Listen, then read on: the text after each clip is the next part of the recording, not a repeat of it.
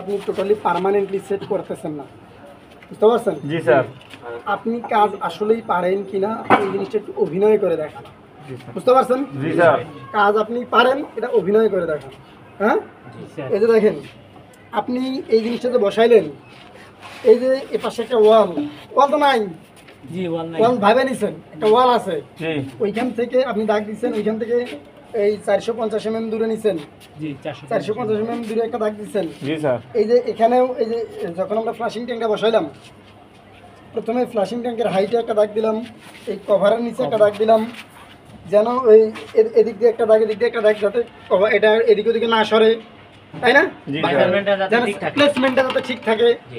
এরপরে যখন সরাই নিলাম, ওই এর যে হ্যাঙ্গারটা, নিচের যে দাগ অনুযায়ী হ্যাঙ্গারটা ধরে পরে এই যে কোথায় ড্রিল করতে হবে চেক করে ফেললাম। এই যে আপনি দেখেন যে কোথায় আপনি সুন্দরভাবে দাগ দিচ্ছেন, আপনি সুন্দরভাবে দাগ দিতে পারতেছেন, স্যার আপনাকে উনি ঘুরে ঘুরে অবজার্ভ করবে যে আপনি খুব সুন্দরভাবে লেআউট করতে পারতেছেন, দাগ দিতে পারতেছেন, সুন্দরভাবে মেজারমেন্ট নিতে পারতেছেন। এই যে উনি অবজার্ভ করলে উনি বুঝে ফেলবে যে আপনি একজন প্রফেশনাল মধ্যে কাজ করতেছেন। ওনাকে এইটা বিশ্বাস করাই দেবে আপনি প্রফেশনাল, আপনি খুব ভালো কাজ করেন। উনি যদি বুঝে ফেলতে পারে তাহলে আপনার প্রতি আর বেশি করবে না। আর আপনি যদি ভীত সন্ত্রস্ত হয়ে যান, ভয় পেয়ে যান, দেখা যায় অনেকেরই মাঝে মধ্যে টায়ার প্রবলেম হইতে পারে কিন্তু ভাই, তখন আপনার যদি কখনো প্রবলেম হয়ে যায়, দরকার পড়ে একটা চেয়ার নিয়ে বসে যাবেন, এক গ্লাস পানি খান, 4 ঘন্টা সময়, বহুত সময়, সারাদিন লেগে যাবে। শুধু প্র্যাকটিক্যালের জন্য 4 ঘন্টা, রিটেনের জন্য 1 ঘন্টা সময় দিবে, প্রায় দেখা যায় সারাদিনের লেগে যায়। তো এই যে এই সারাদিনের সময়টা কিন্তু বহুত সময়, আপনি যদি এর ভিতরে 10-15 মিনিট আপনি যদি কখনো ওই হইতে না পারেন, 10-15 মিনিট যদি বসে রেস্ট নিয়েও আসেন, এটা খুব বেশি ক্ষতি হয়ে যাবে না। কারো যদি কোনো প্রবলেম হয়ে যায়, এক ভাই আরেক ভাইয়ের হেল্প করবেন।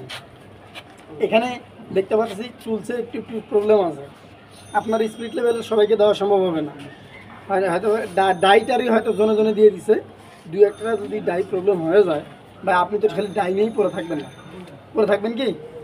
যার যে পাইপ কেটে ফেললো, যে পাইপটা কেটে ফেলার পরে সেটা থ্রেড কাটতে যাচ্ছে, তাই না? তখন পাইপ কাটাটা বসে আছে না, ওই পাশে যে ভাইটা আছে যার পাইপ কাটার নাই বা পাইপটা একটা প্রবলেম করতেছে, ওই ভাইটা নিল।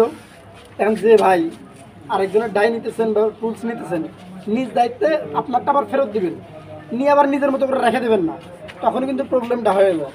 কারণ যে যার টুলস ধরতেছেন বলে করে ধরবেন, অবশ্যই শেয়ারিংটা করবেন।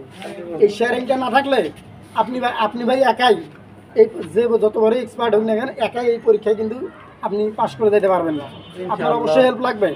এই যে এখানে ধরতে যাচ্ছেন, একা একা কি পারতেছি আমরা কেউ? একজন আরেকজনের হেল্প করা লাগতেছে না? এটা যখন আটকাইতে যাচ্ছি, একজন আরেকজনের হেল্প করা লাগতেছে না?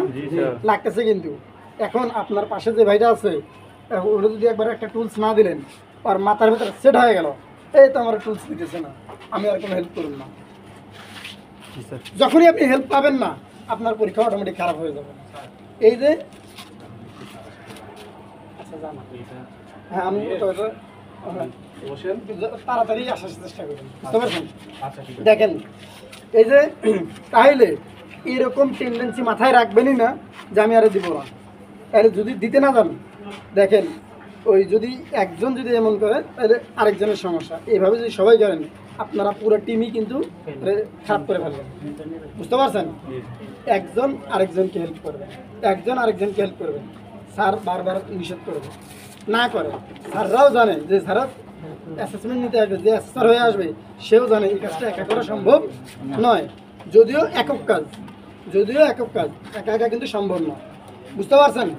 তাহলে এই ধরনের টেন্ডেন্সি মাথায় থাকলে এখনই ঝাড়া ফেলেন, বুঝতে পারছেন? এরপরে এই যে এটা যখন ধরতে যাচ্ছেন,